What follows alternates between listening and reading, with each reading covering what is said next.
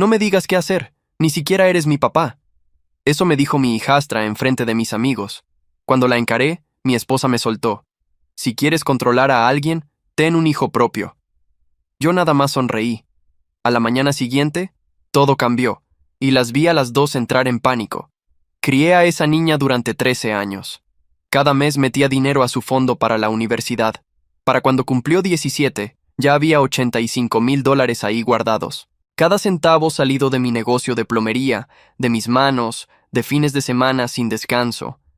Pero como a los 13, mi pequeña, la que antes corría a la puerta gritando, «¡Llegó mi papá!», se convirtió en una desconocida que no reconocía que yo existía a menos que necesitara dinero. El cambio fue brutal. Dejó de decirme papá por completo y empezó a llamarme por mi nombre, Mateo, como si yo fuera un conocido cualquiera. Cuando le pregunté por qué, se encogió de hombros y dijo, «Lo que sea», como si no importara. Mi esposa Valerie insistía en que era una etapa. Pero esto no era una rebeldía normal de adolescente. Esto era una falta de respeto con dedicatoria. Las exigencias crecieron junto con las groserías. Los tenis de $60 ya eran un insulto. Ahora necesitaba los de 180. Todo tenía que ser de marca. Caro. Exactamente lo que tenían sus amigas. El padrastro de Ashley le compró la MacBook nueva, me decía. Usando esa palabra como arma. Padrastro. Para sus 16 le compré un Honda Civic confiable. La princesa quería un BMW.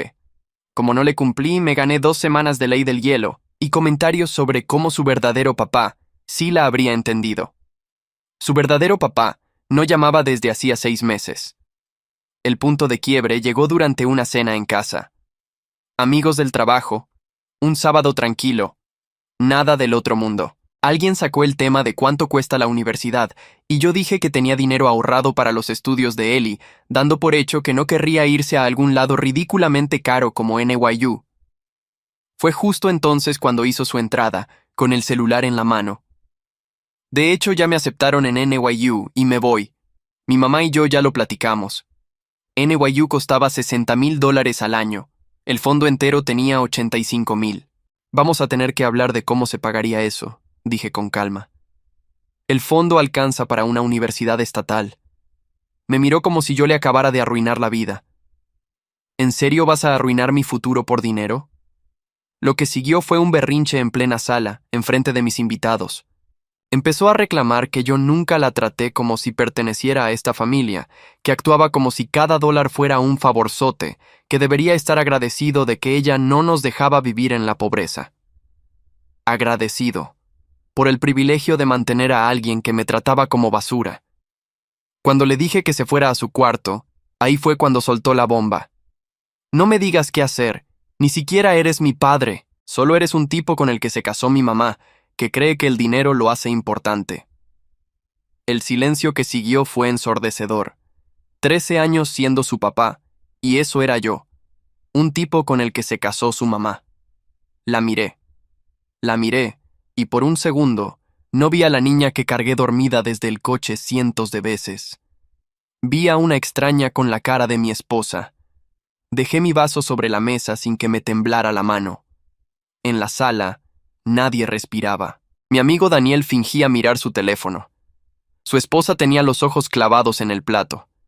El reloj de la pared se oía clarito, tic, tic, tic, encima del silencio.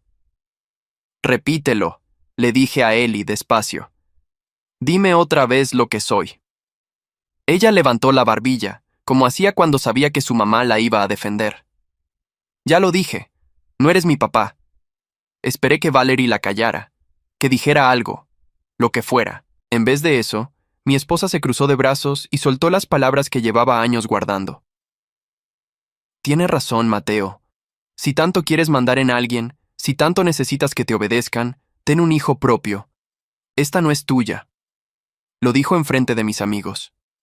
Enfrente de la niña, sin bajar la voz. Y yo sonreí. No fue una sonrisa de gusto. Fue lo único que me salió para no romper algo. Sentí cómo se me secaba la boca y cómo el calor me subía por el cuello, pero por fuera nada más sonreí y asentí, como quien por fin entiende un chiste que tardó 13 años en caer. Tienes toda la razón, dije. Valerie frunció el ceño. No esperaba eso. Mis invitados empezaron a levantarse. Daniel masculló algo de que ya era tarde, que gracias por la cena. Los acompañé a la puerta como si nada, les di la mano, cerré. Cuando volteé, Ellie ya había subido a su cuarto y Valerie recogía las copas con los labios apretados, esperando la pelea. La pelea no llegó. Esa noche no dormí. No por tristeza, por claridad. Me levanté a las 3 de la mañana y bajé al cuarto que uso de oficina, junto al garaje, donde huele a tubería y a café frío. Abrí el cajón de abajo del archivero, el que siempre se atora. Hasta el fondo, en una carpeta amarilla con las esquinas dobladas, estaban los papeles, la solicitud de adopción. Fechada hacía 11 años. La saqué y la puse bajo la lámpara. Me acordé del día que la llené. Ellie tenía 6 años y me había dibujado con un casco de plomero y una capa. Mi papá superhéroe, decía abajo con letras chuecas. Llené cada renglón con la letra más cuidada que tengo. Solo faltaban 2 firmas, la de Valerie como madre y la del juez. Valerie nunca firmó. Después, me decía, no hay prisa, al rato lo vemos. Pasó un año, pasaron 5. Cada vez que sacaba el tema, había una excusa nueva, que el papá biológico podía hacer ruido, que para qué gastar en abogados, que Ellie ya me quería igual. Dejé de insistir. Me dije que un papel no cambiaba nada, que yo era su papá con firma o sin firma. Esa madrugada, con la solicitud en la mano, entendí lo que nunca quise ver. No era flojera de Valerie. Era una puerta que dejó abierta a propósito. 11 años, y la niña no llevaba mi apellido. No estaba en mi seguro como hija. Legalmente yo no era nada de ella. Era exactamente lo que me gritó en la cena, un tipo con el que se casó su mamá. Doblé los papeles y me serví un café. Me quedé en la cocina viendo cómo aclaraba afuera, sin prisa, hasta que oí pasos en la escalera. Valerie bajó primero, en bata, con esa cara de quien ya decidió que todo se arregla con un «ya, fue mucho vino anoche». Atrás venía Ellie, en pijama, con el celular en la mano, sin mirarme. Puse la carpeta amarilla sobre la mesa de la cocina entre las dos. «Siéntense», dije. «Tengo algo que enseñarles». Valerie miró la carpeta y luego a mí. «¿Qué es eso?» «Es lo que tú nunca quisiste firmar». Saqué la solicitud y la giré para que las dos la leyeran. Vi el momento exacto en que Valerie reconoció el papel. Se le borró el gesto de la cara. «Mateo». «Tienen razón las dos», dije, y mi voz salió tranquila, casi amable. «Yo no soy su padre. Nunca lo firmé porque tú nunca me dejaste. 11 años creyendo que era un trámite pendiente. No era pendiente. Era esto». Y rompí los papeles a la mitad. 1 vez. 2 veces.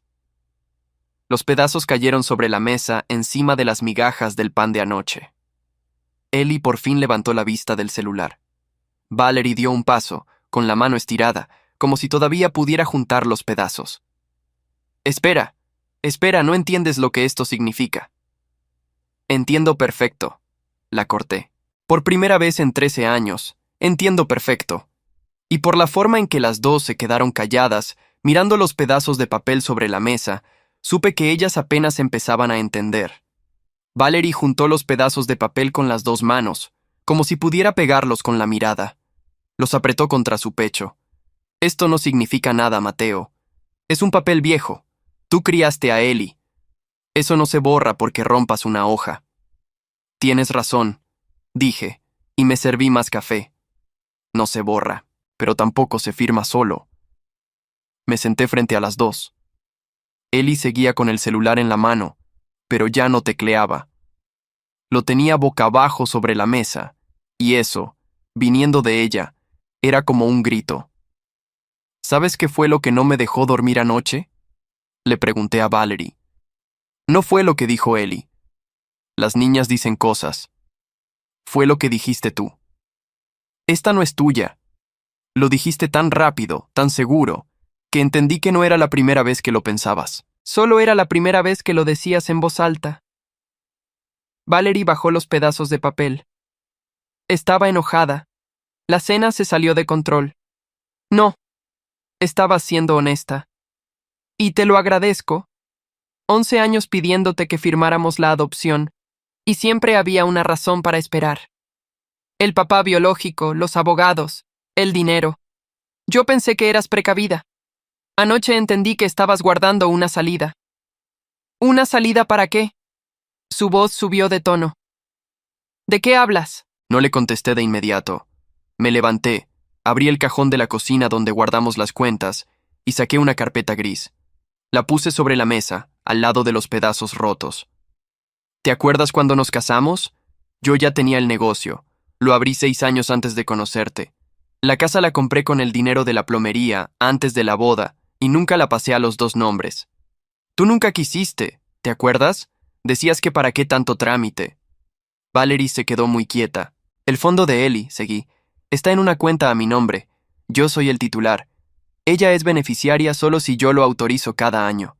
Nunca la puse como dueña porque era menor, y porque, bueno, pensé que algún día firmaríamos la adopción y todo quedaría en orden. Pero nunca firmamos. Vi cómo le cambiaba la cara. No de golpe.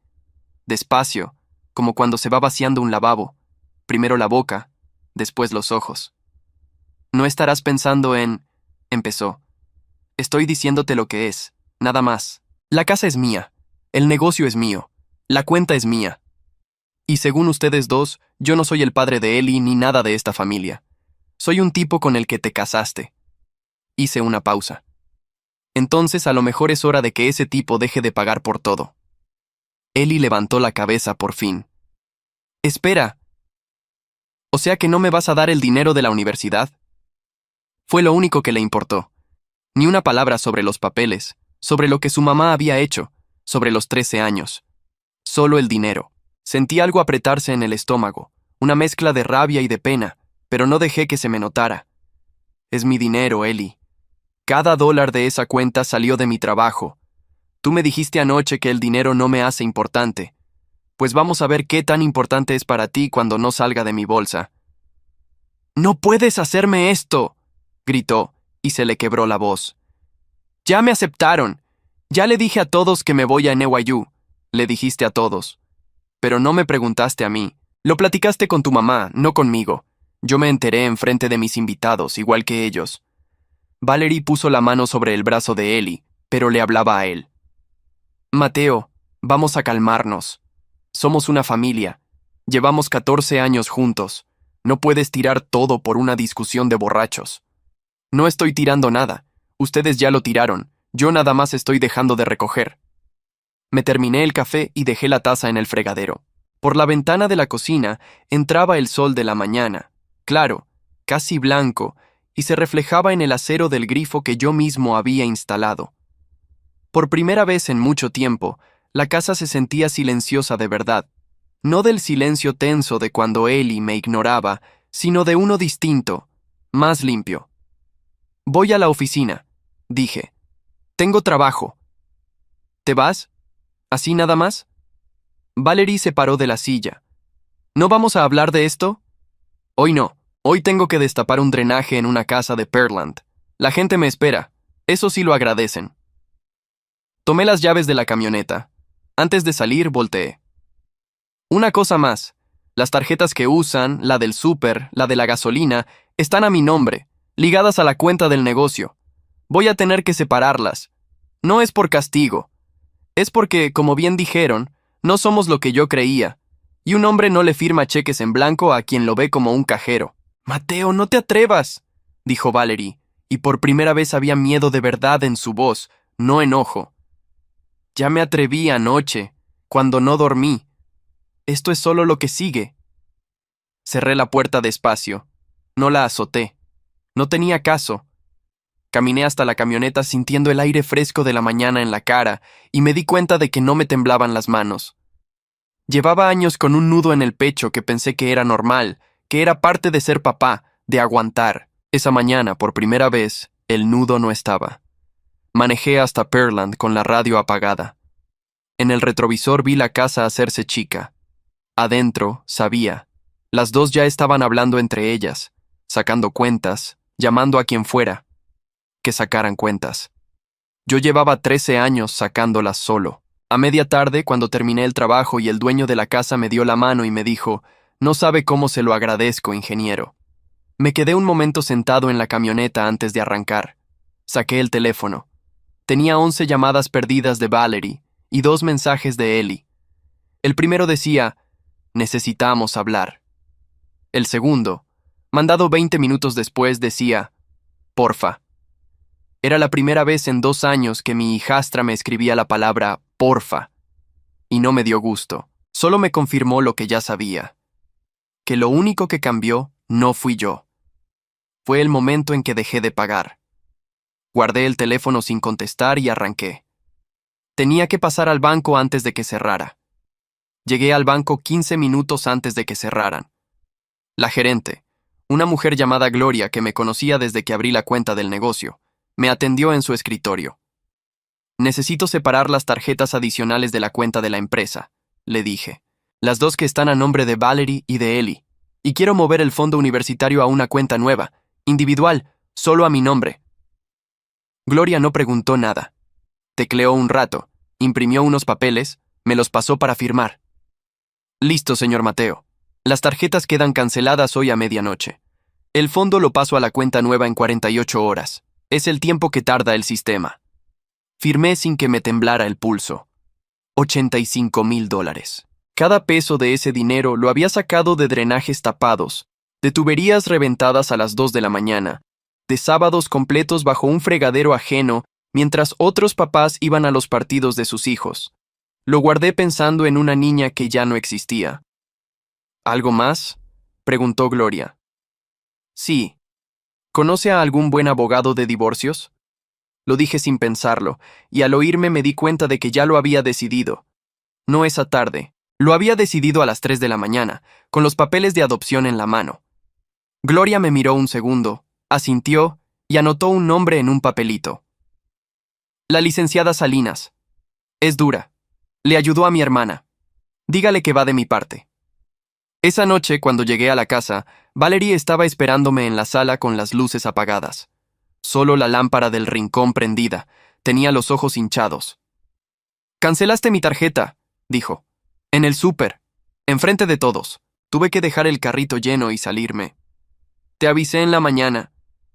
Pensé que estabas hablando por hablar. Llevamos 14 años, Mateo. No puedes tratarme como a una desconocida». Me senté en el sillón de enfrente. Despacio, porque el cuerpo me dolía del trabajo del día. Una desconocida no, Valerie, pero tampoco como a mi esposa, porque una esposa no guarda una salida durante 11 años. No le enseña a su hija a verme como un cajero. Yo no estoy haciendo nada que tú no hayas preparado. Yo no preparé nada. Se le quebró la voz. Tenía miedo, ¿ok? El papá de Ellie era un desastre, y yo pensé que si firmábamos la adopción y luego algo salía mal entre nosotros, se iba a hacer un lío legal horrible. Lo hice por ella. No, lo hiciste por ti. Si lo hubieras hecho por ella, me habrías dejado ser su papá completo, con apellido, con todo. En vez de eso, me dejaste pagar como papá, pero sin serlo nunca del todo. Y cuando me convino menos, me lo recordaron las 2 en la misma noche. Valerie se tapó la cara.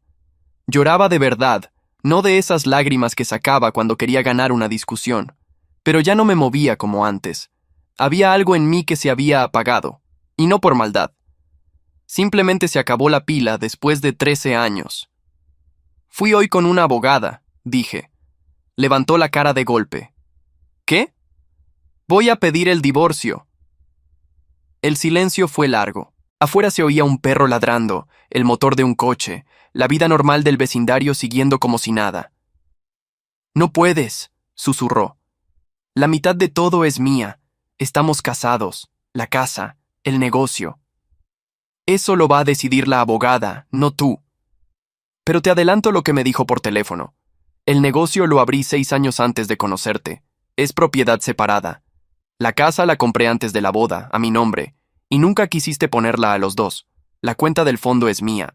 En Texas, lo que llegué con antes del matrimonio sigue siendo mío. Hice una pausa. Tú no quisiste juntar nada conmigo en papeles, Valerie. Siempre, ¿para qué tanto trámite? Resulta que esos trámites que no quisiste hacer hoy te dejan con las manos vacías. Se quedó mirándome como si me viera por primera vez, igual que yo la había mirado a ella esa mañana. ¿Y Ellie?, dijo al fin. ¿La vas a dejar sin universidad? ¿Después de criarla? Ellie tiene 18 en 4 meses. Es una adulta que me escupió en la cara enfrente de mis amigos. La quiero, Valerie. Eso no se apaga de un día para otro. Pero ya no le debo nada. Lo que haga por ella, de hoy en adelante, va a ser porque yo decida, no porque me sienta obligado. Y ahorita no tengo ganas de decidir nada a su favor. Me paré, fui a la cocina, me serví un vaso de agua. Por la ventana se veía el patio que yo había levantado con mis manos, el asador donde había hecho carne para los cumpleaños de Ellie, año tras año, mientras ella crecía y dejaba de mirarme. Tomé el agua de un trago. Voy a dormir en el cuarto de visitas, dije al volver. Mañana la licenciada Salinas manda los primeros papeles. Te recomiendo que consigas tu propio abogado. No para pelear conmigo, para que alguien te explique con calma lo que yo te estoy diciendo, porque sé que de mí no lo vas a creer. Mateo, por favor.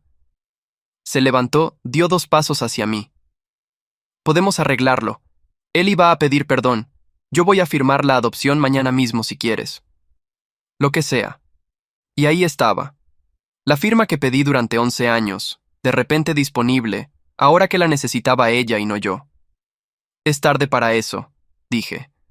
No porque esté enojado, porque ya entendí algo. Una familia no se firma con miedo a perder dinero. Se firma con ganas de quedarse. Tú nunca tuviste esas ganas, solo que yo era cómodo. Subí al cuarto de visitas.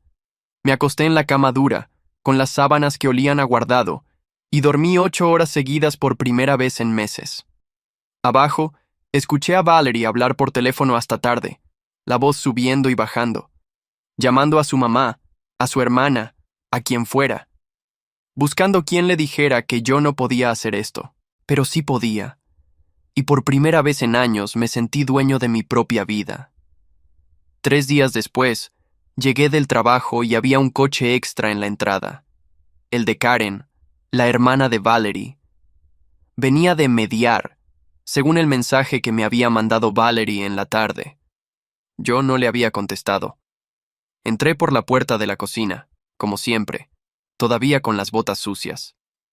Las voces venían de la sala. No me anuncié. Me quedé parado junto al refrigerador, con la lonchera en la mano, escuchando. «Tienes que arreglar esto, Valerie», decía Karen. «No puedes dejar que se vaya así. ¿Tienes idea de lo que cuesta esta casa? ¿De a cuánto está el metro cuadrado en este vecindario?» Ya sé, ya sé. No, no sabes.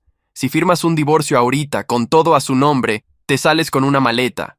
14 años para nada. No fueron para nada. La voz de Valerie sonaba cansada. Tuve un techo. Ellie tuvo de todo. Yo no trabajé un solo día en 14 años, Karen. ¿Crees que eso fue gratis? Me costó aguantarlo. Apreté el asa de la lonchera. Pues aguántalo 4 meses más, dijo Karen, hasta que se calme. Luego ya veremos. Es que ya no se va a calmar. Lo conozco. Cuando este hombre decide algo, lo cumple.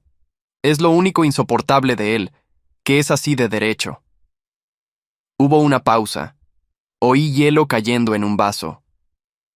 ¿Sabes cuál fue mi error?, siguió Valerie más bajo como si confesara.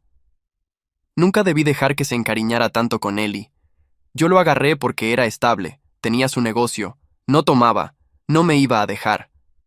El plan era ese, aguantar mientras la niña crecía, tener dónde caer. Si aparecía algo mejor, pues bien. Si no, al menos no me faltaba nada. Pero nunca pensé pasarle a Ellie en papeles. ¿Para qué amarrarla a un plomero si un día yo podía conseguir algo más arriba? Sentí el estómago caer como cuando el elevador baja de golpe. Por eso no firmé la adopción, dijo Valerie. No por miedo al papá de la niña. Por mí. Porque firmar era cerrar la puerta, y yo nunca quise cerrarla. El problema es que él sí cerró la suya primero. No me di cuenta de que había soltado la lonchera hasta que oí el golpe en el piso de la cocina. Las voces se cortaron. Pero antes de que Valerie o Karen pudieran asomarse, oí otra cosa. Un sonido arriba, en la escalera, pasos rápidos, una puerta que se cierra. Ellie había estado sentada en los escalones todo el tiempo. Lo supe porque cuando subí, 10 minutos después, su luz estaba prendida y se oía su respiración rara del otro lado de la puerta, esa de cuando uno trata de no llorar fuerte. Toqué. Vete, dijo, pero sin fuerza. Soy yo. Silencio. Luego la puerta se abrió. Tenía los ojos rojos, el rímel corrido. Por un segundo se veía como la niña de 6 años que me dibujó con capa, no como la adolescente que me gritó en la cena. ¿La escuchaste?, preguntó. Sí. Yo también. Se le torció la boca. Lo agarré porque era estable. Aguantarlo. Como si tú fueras un mueble. Se limpió la cara con la manga. Toda la vida me dijo que no me encariñara contigo. Desde chiquita. Él no es tu papá de verdad, Ellie. No le hagas mucho caso. No le debemos nada. Yo pensé que me estaba protegiendo. Pensé que tú eras el malo y por eso ella me cuidaba de ti. Me quedé en el marco de la puerta. No entré. No quería presionarla. Por eso te empecé a hablar por tu nombre, dijo. Ella me dijo que estaba bien, que era más sano, que así, si un día se separaban, no me iba a doler tanto. Soltó una risa fea, mojada. Me preparó para esto desde que tenía 13 años, y yo le creí. Te traté como basura porque ella me enseñó que tú no contabas. Se quedó callada un momento, jugando con el dobladillo de la manga. ¿Te acuerdas cuando me llevaste a urgencias? Tenía como 8 años. Me caí de la bici y me abrí la frente. Tú me cargaste todo el camino y me apretabas la herida con tu camiseta para que no sangrara. Yo lloraba y tú me decías, respira, mija, ya casi llegamos. Levantó la vista. Ese día sí me decías, mija. Me acuerdo perfecto. Y luego, no sé cuándo, dejé de dejarte. Mamá empezó con que no le hiciera caso y yo te fui apagando, como apagas una luz que te dijeron que gasta de más.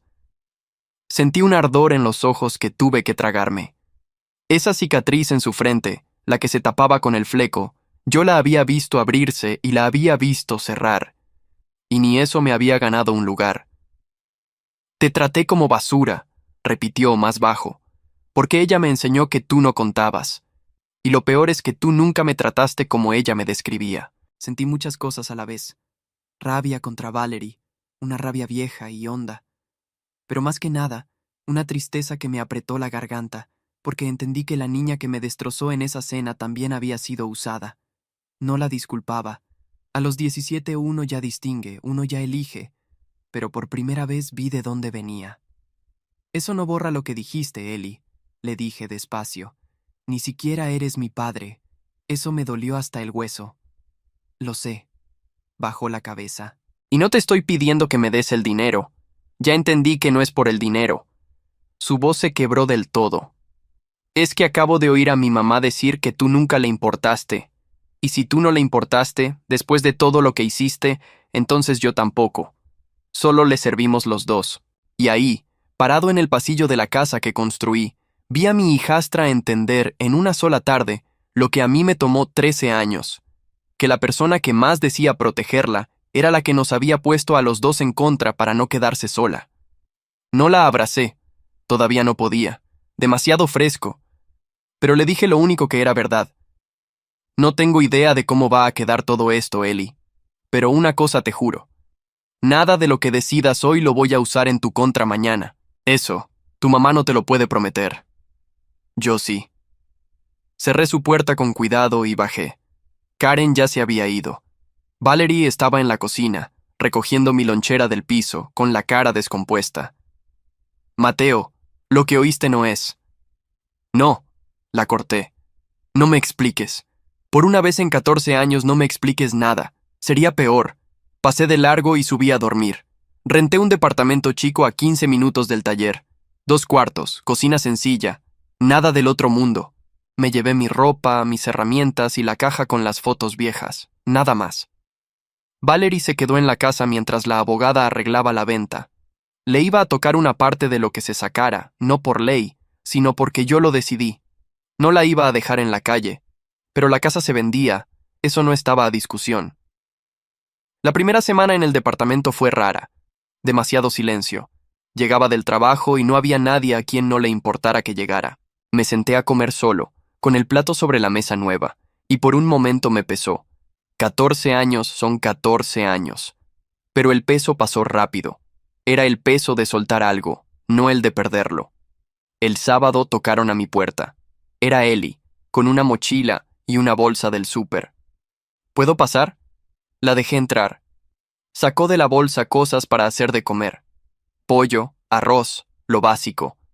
Te vi en la mañana en la gasolinera, dijo sin mirarme, acomodando las cosas en mi cocina vacía. ¿Comprabas comida de microondas? Dije, no, este señor no va a comer eso. Sé cocinar, Ellie. Sé que sabes.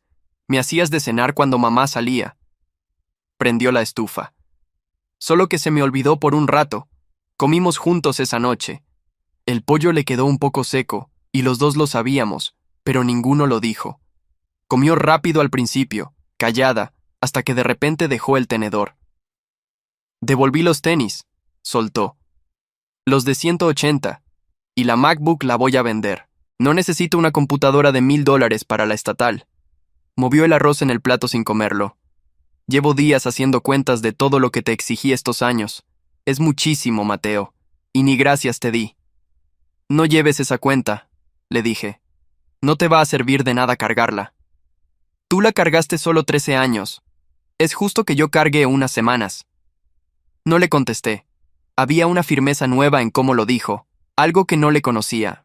Por primera vez no estaba actuando para conseguir algo, estaba pagando una deuda que nadie le cobraba. Cuando terminó, lavó los platos y se quedó parada en la cocina, secándose las manos en un trapo.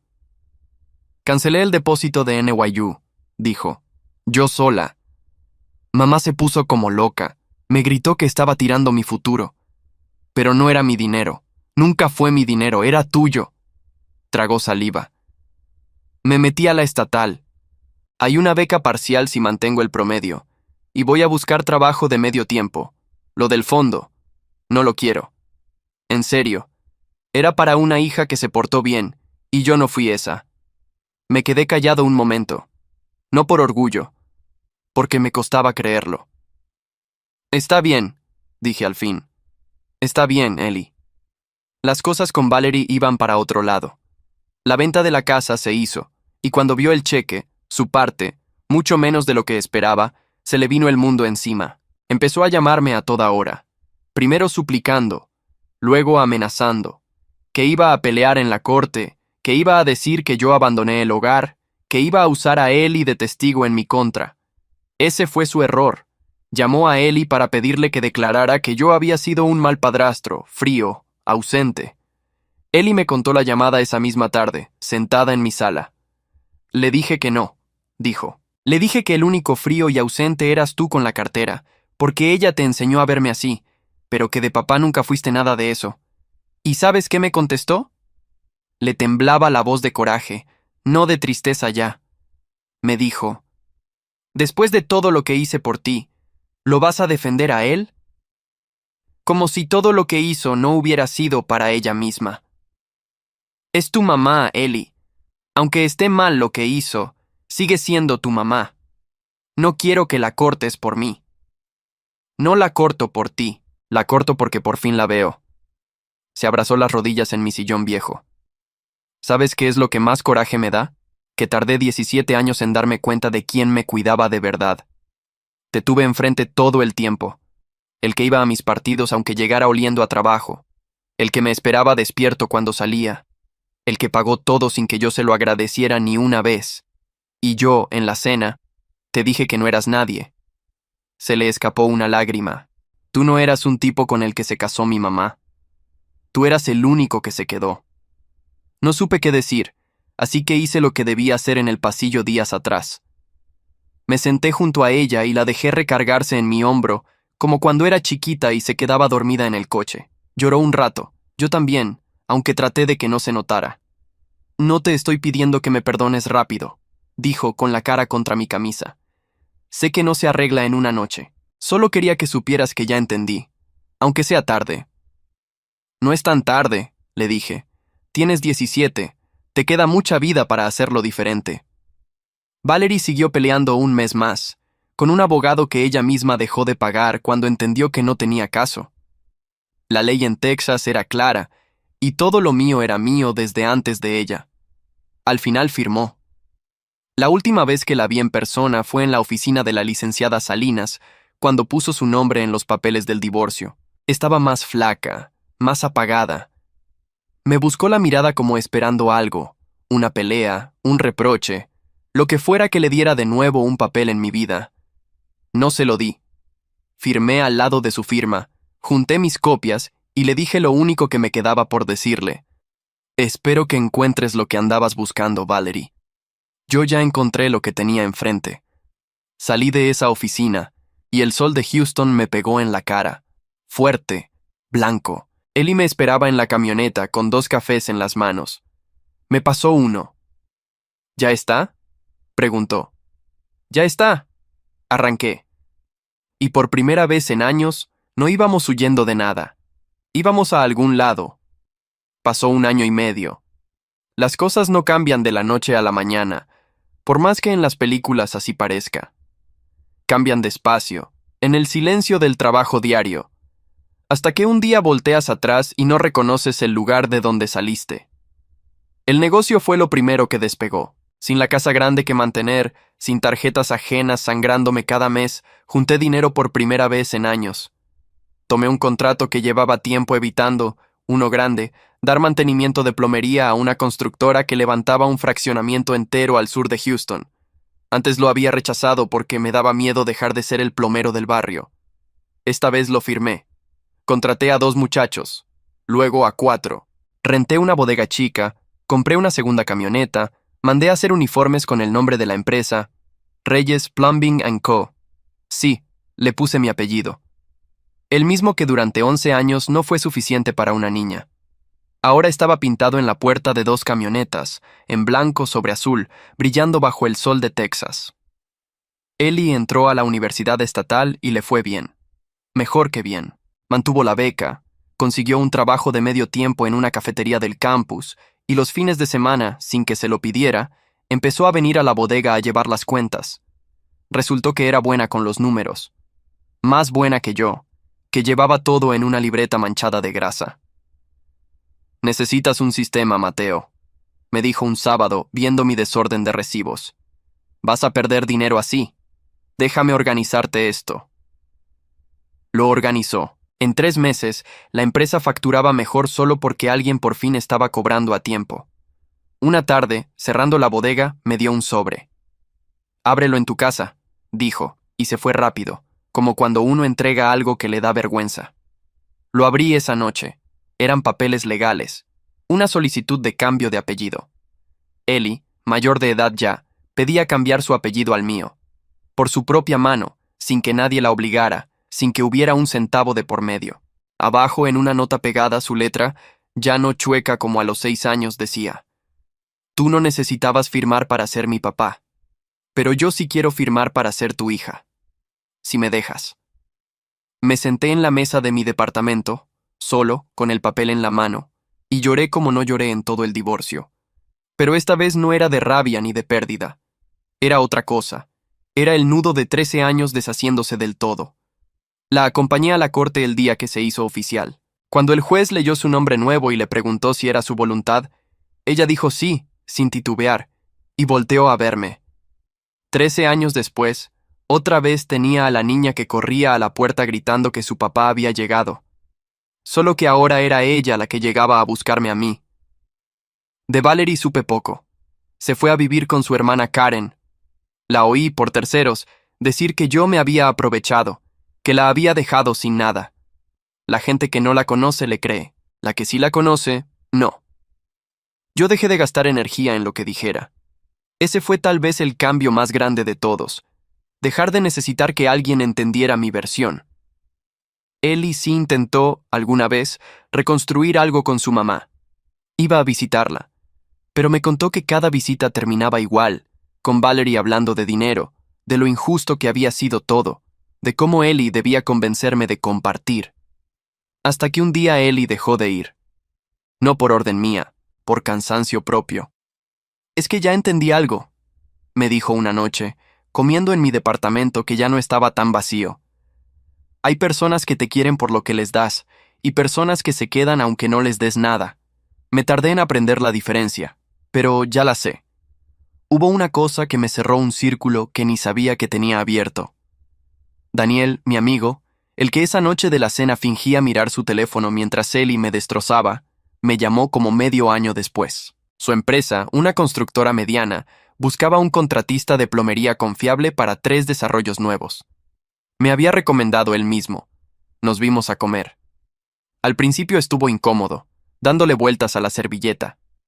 Mateo, nunca te dije nada de esa noche, soltó al fin. La de la cena. Me quedé callado mientras esa muchacha y tu esposa te trataban así, y me dio vergüenza. Debí decir algo. Cualquiera con dignidad se habría parado de la mesa. No tenías que meterte, era mi casa, mi problema. No. Te vi tragarte todo con una sonrisa y pensé, este hombre vale más que toda esa familia junta. Por eso te llamé. No es caridad. Eres el tipo más derecho que conozco, y quiero gente derecha trabajando conmigo. Firmamos el contrato esa misma semana. El hombre que esa noche fue humillado enfrente de sus invitados terminó siendo el que esos mismos invitados buscaban para confiarles su trabajo. No hubo venganza, no hubo escándalo, solo el tiempo poniendo cada cosa en su lugar. El papá biológico de Eli también reapareció, como un año después, cuando ya se había corrido la voz de que me iba bien. Le escribió a Eli por mensaje, cariñoso de la nada, preguntando, ¿cómo está mi princesa? Eli me enseñó el teléfono, soltó una risa seca y lo bloqueó sin contestar. 13 años sin llamar, dijo. Aparece justo cuando hueles a que hay dinero, igualito que mi mamá. Ya conozco el patrón. La empresa siguió creciendo. El año pasado compré un local propio. Dejé de rentar la bodega. Tengo 8 empleados. A veces, cuando manejo entre 2 trabajos, prendo la radio y voy cantando solo. Y me río de lo simple que es ser feliz cuando ya no estás cargando a quien no quiere ser cargado. Hoy mi camioneta tiene el nombre de mi empresa pintado en la puerta, y junto a la mía hay otra que maneja Eli los sábados, con el mismo apellido que ella eligió llevar. No las manejo para que nadie me vea. Las manejo porque por fin sé lo que valgo, y porque aprendí que la dignidad nunca necesitó una firma para ser mía. Las 2 personas que me dijeron que yo no era nadie, me hicieron sin saberlo el favor más grande de mi vida. Me soltaron para que por fin pudiera construir todo lo que era mío desde el principio.